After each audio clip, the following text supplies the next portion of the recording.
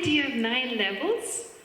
Because during the path of seeing, you eliminate coarse kind of afflictions. The ones that you attain from this life, intellectually acquired ones, that you're not born with.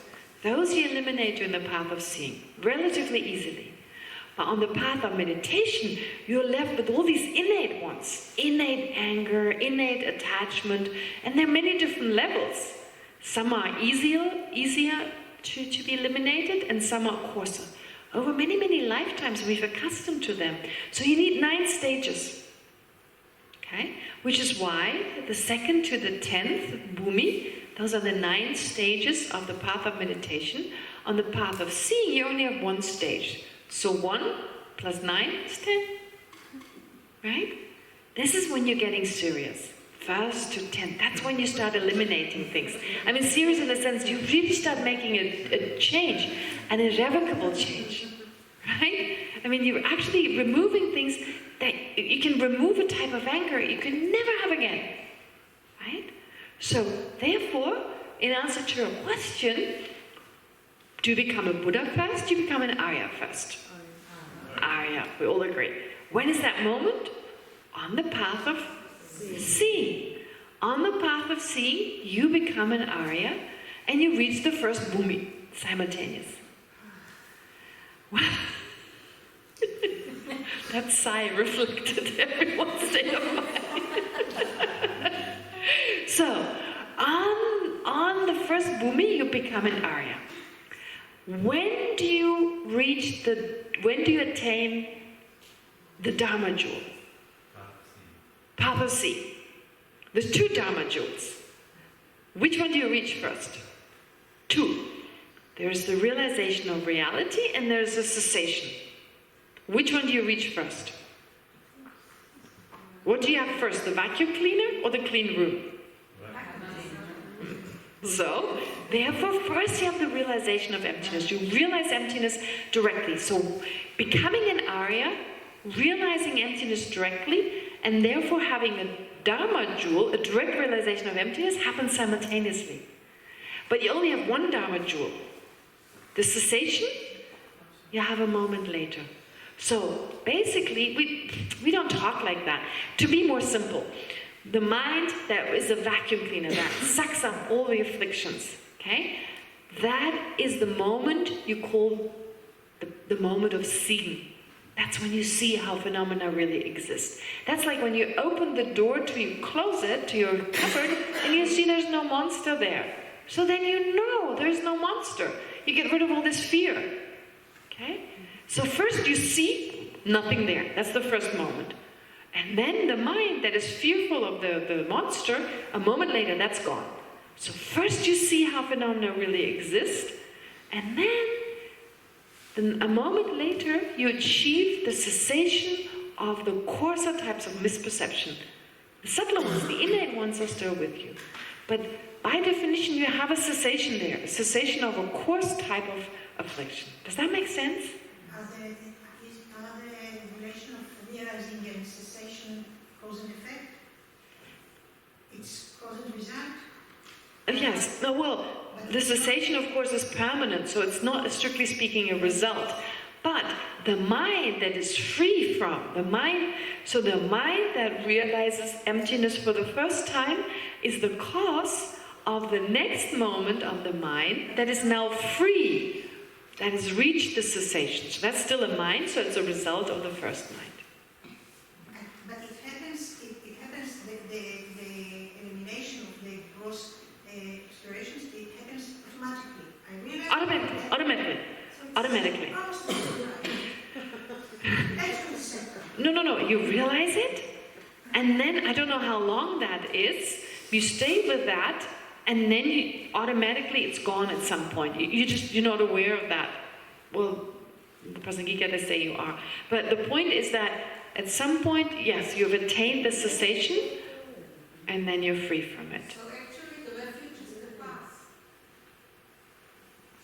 The refuge is the path. No, there is a refuge that is a path. Not every refuge is a path. The first refuge refers even to the Buddha. The Buddha is not a path. The Arya Sangha refers to a person.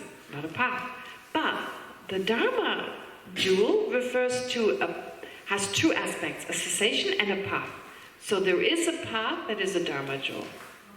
Okay? I know it's a little bit complicated. And a little bit. Only a little bit. Pardon? I say thank you very much. My question was not coherent because I didn't know. No. That's why you're supposed to ask. So yes, it is complicated. I'm aware of that. I never said refuge was easy. I think you warned people in advance a little bit. It is difficult. That's how we learned it. So nothing of that was presented in a way. Of course, the easy part we went through. Okay? But the next part is easier. Really, it's easier. The next part is easier. Those 8 qualities, 8, 16, 24 qualities, they are difficult. Okay? All right. Okay. Now, having gone through those 8, those I dreaded the most. Now it's a little bit easier. Because we talk about conventional refuge and ultimate refuge. But don't worry, ultimate doesn't mean emptiness. The word conventional is used in different ways. Usually it's used for conventional truth and ultimate truth, but here we use the word for a conventional refuge and an ultimate refuge. The distinction is that the ultimate refuge is an object of refuge that is genuinely final. Why do I say genuinely final? Because we believe certain refuges are final refuges. Like as a final refuge. It's something in terms of our result, that's a final result. Or in terms of, this is what really can help me.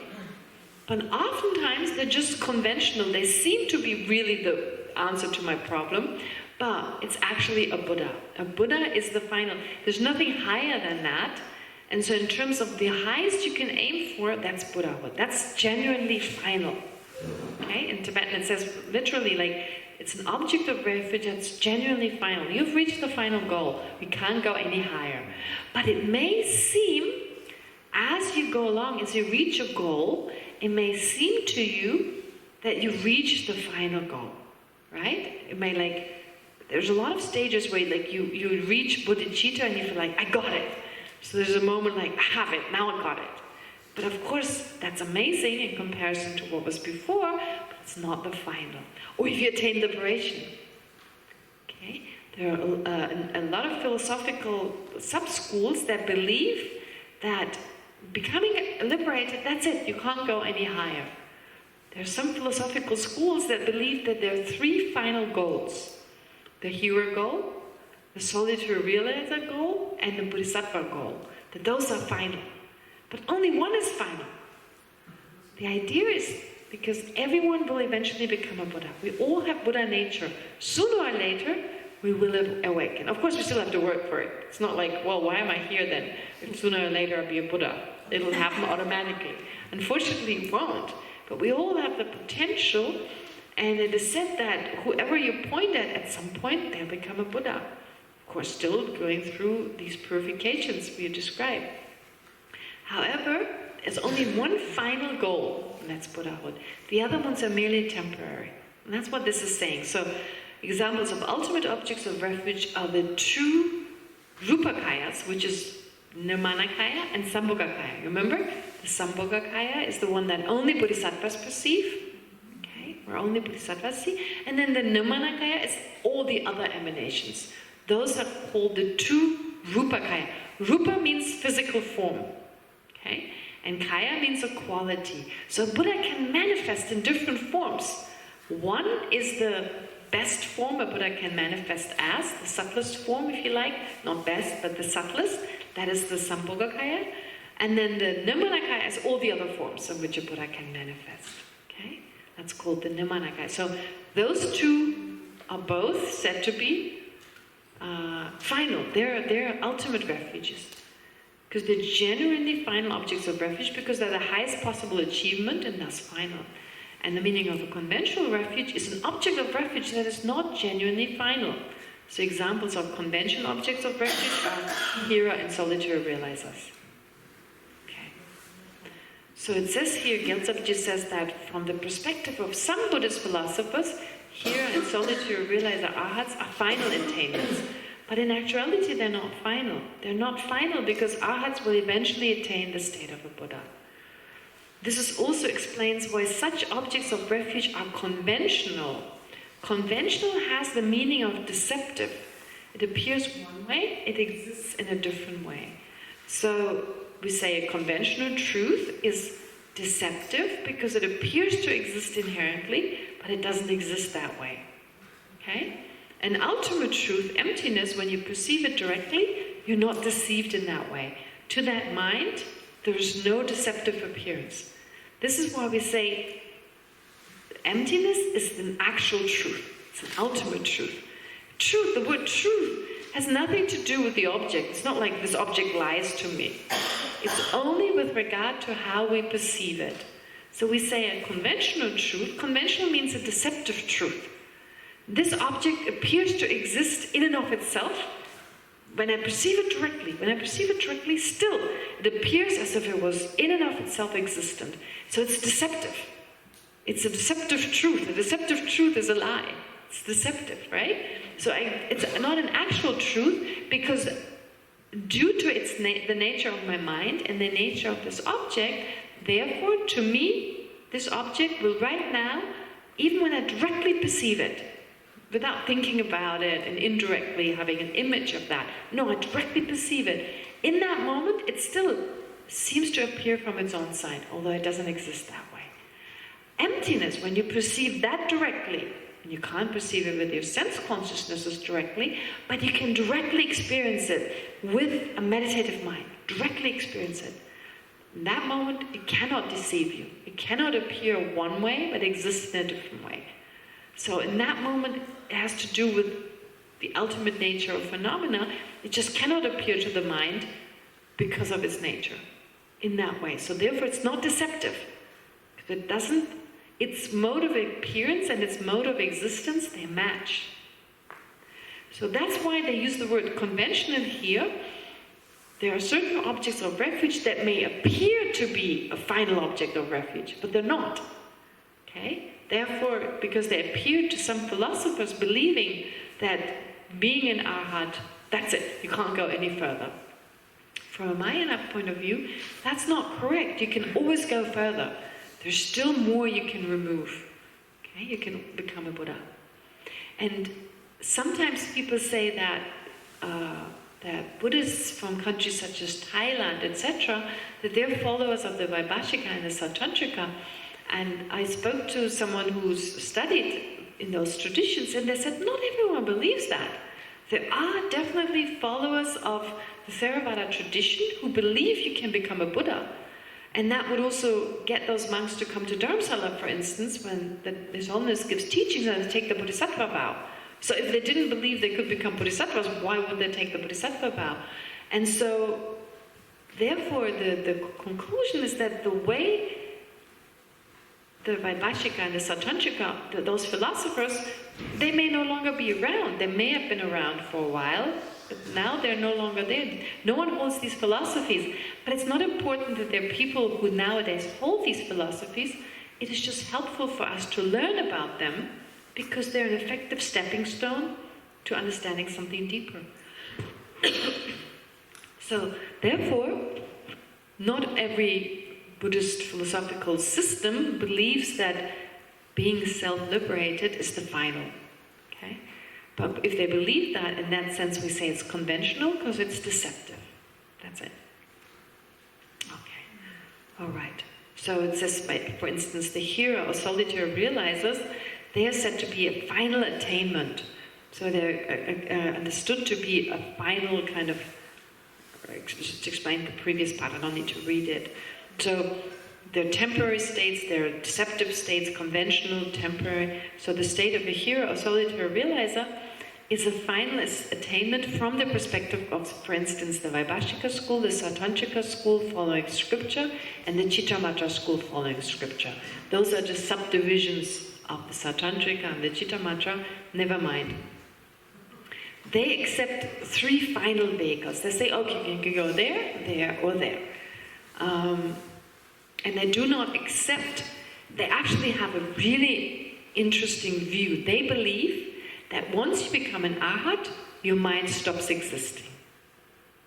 Isn't that bizarre? They believe your mind goes out of existence. Pardon? So that was said, stop existing. Yeah, stop existence. Continuum is cut. Some followers of the Vaibhashika, the Satantrika, following scripture and not following reasoning, and some followers even of the Chittamatra, just following scriptures and not following reasoning. It actually doesn't make sense. The mind can't go out of existence.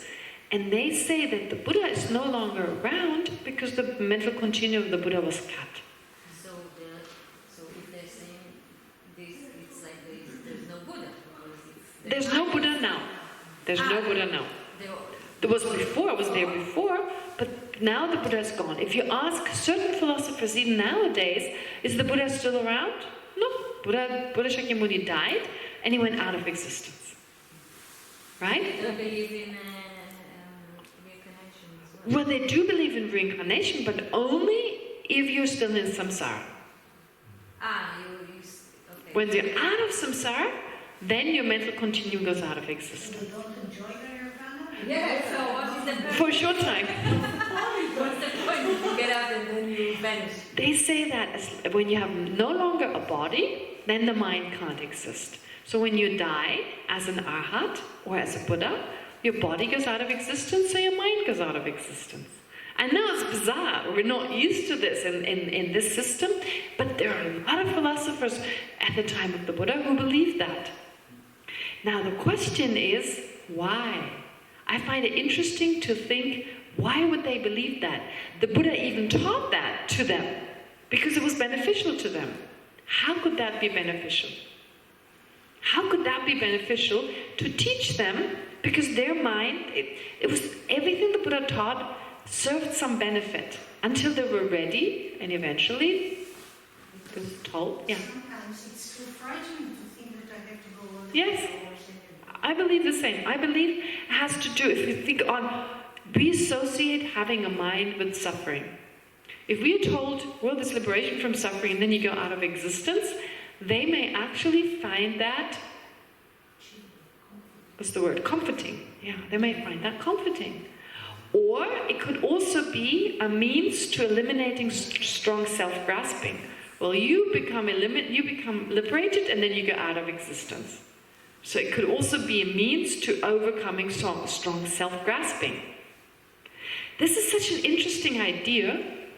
This is a very interesting idea, to overcome a strong sense of self-grasping, to just think the self doesn't exist. It can actually be effective. Can you think yourself to imagine? I've thought about this before. I've thought about this. Can that be effective? Can it be effective in terms of your attachment towards another person to just think they don't exist? And something came to mind. Some story that you've all heard before. That's an issue that is a 21st century issue. Have you ever heard, like, you go online, someone goes online, and they meet a beautiful person online. They start chatting.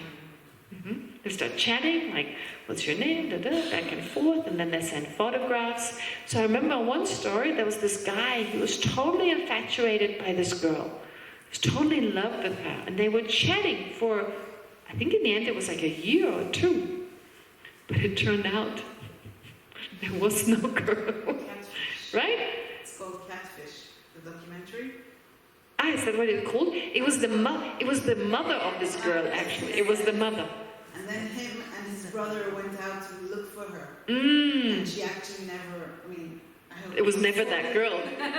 No, that's the story. That's exactly the story. It's very interesting. But in India, what happened in India once, in India, because of the abuse of women, there's some very harsh laws when it comes to a man mistreating a woman. Now, they're not always enforced, as you can imagine, but sometimes they are. So if a man promises marriage to a girl, but only in order to get her to sleep with him, he can be severely punished if it can be proven. In Israel also, okay. Now, there's a story of this guy. He was chatting with a girl. I just want a similar story, and it's a little bit more dramatic. So he was chatting with this girl and went back and forth, and eventually the brother of the girl got in touch with this boy and said, I'm going to go to the police. You've harassed my sister. And like, they were falling in love, you know, they had this whole thing going on, and they were thinking of marriage, and, you know, she sent pictures, etc. So eventually the brother gets in touch and says, you're abusing your position, etc. I'm going to go to the police. And he threatened him so severely that this boy committed suicide. And then the family investigated, and they found there was no sister. It was only the brother. And he was using that as a hoax to get money out of people. So he would pretend he's this girl, then guys started chatting, and they possibly fell in love, and then he made money from that, kind of threatening them, pretending there was a girl, threatening them with the police and hoping they'd pay up. But in this case, the guy was so desperate that he killed himself. And that's how it all came out, because the family investigated and found there was never a girl. That's a terrible story. Your story is not as terrible, but that's the one. Yeah. It happened in India. Anyway, the point is, that's not, I don't want to terrify you, but the point is, visualize yourself falling in love with someone online. Can you imagine? No? Okay, no. But maybe some, you know, yeah, maybe you're terribly shy, or you know, you don't want to, some people, and online you form a relationship, and it's not the same as an actual one, but you could become attached to a person. Couldn't you? Kind of attached to how they may feel. Maybe they say exactly the right thing, and they give you comfort, and you've just had a disappointing relationship, so you don't want to have a physical one, so online. And then you find out so you become really attached. You become really attached, okay? You may be jealous if you hear this person chats with someone else, etc. So you have all these emotions, attachment, jealousy, etc. And then imagine the person is not there. Gone, right? I mean, it lingers maybe a little bit, but there's nothing to hold on to. It's easier. It's easier, right? It's actually easier to believe this person has never existed. Now, I think this is one of the reasons why the Buddha taught the mental continuum goes out of existence.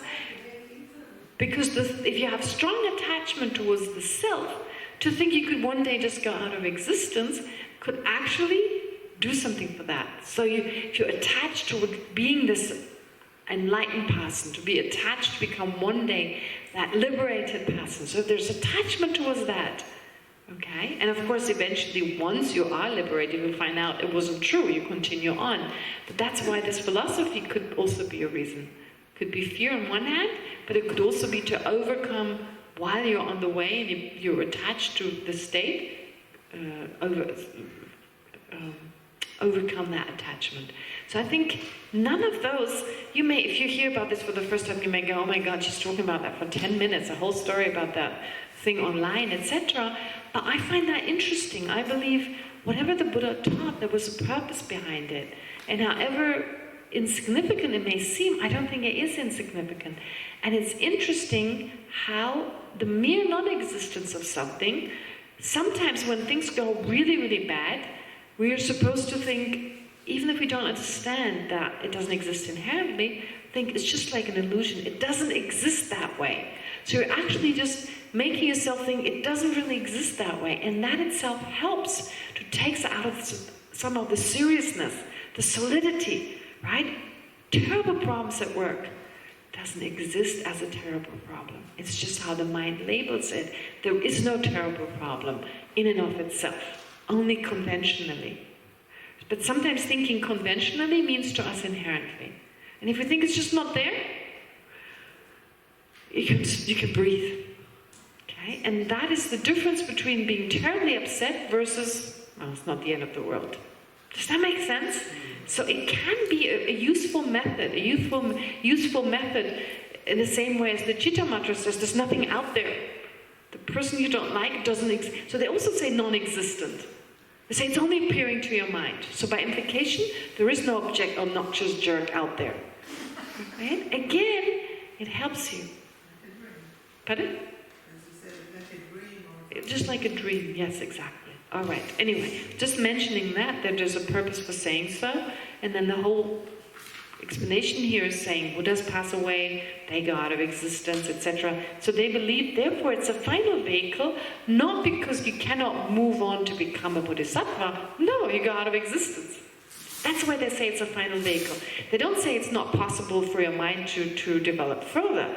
That wouldn't make sense, because in terms of potential, why wouldn't someone who reached the state of an arhat, or a liberated person, why wouldn't they be able to go on to become a Buddha? Right? No, the reason is you've gone there, and because once you become liberated, your mind can no longer continue to exist. Your continue will be severed, so there's nothing to continue on to become a Buddha. That's their reason. Okay. But from the high school point of view, from the point of view of definitely the Madhyamika, also Chittamatra following reasoning, even Sautrantika following reasoning. So here it's not that clear cut. They say it's impossible. Mind cannot go out of existence. You continue to exist, and you will eventually enter the Bodhisattva path and become a Buddha. Okay? So you will take on new bodies, mental bodies, and that's where Tantra comes in, where it explains you can take on bodies.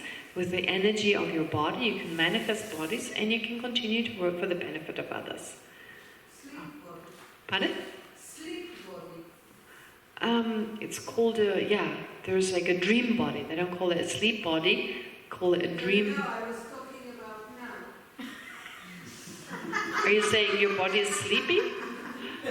No. They can have a body, so I said sleep body. All right. Okay, now I'm a little bit in a, what is it called? A GIF or something? Like, I don't know, I'm not sure I'm doing it in the right way to present this to you. Or this is going smoothly. I have my doubts right now.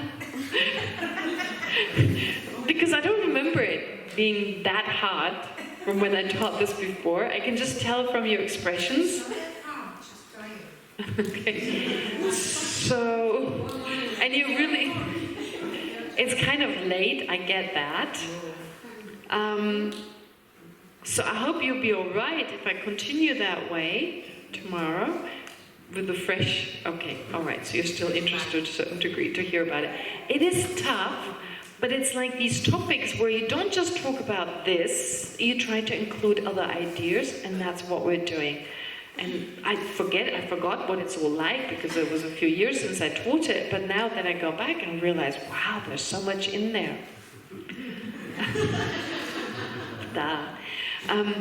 So actually, the general meaning here is most important.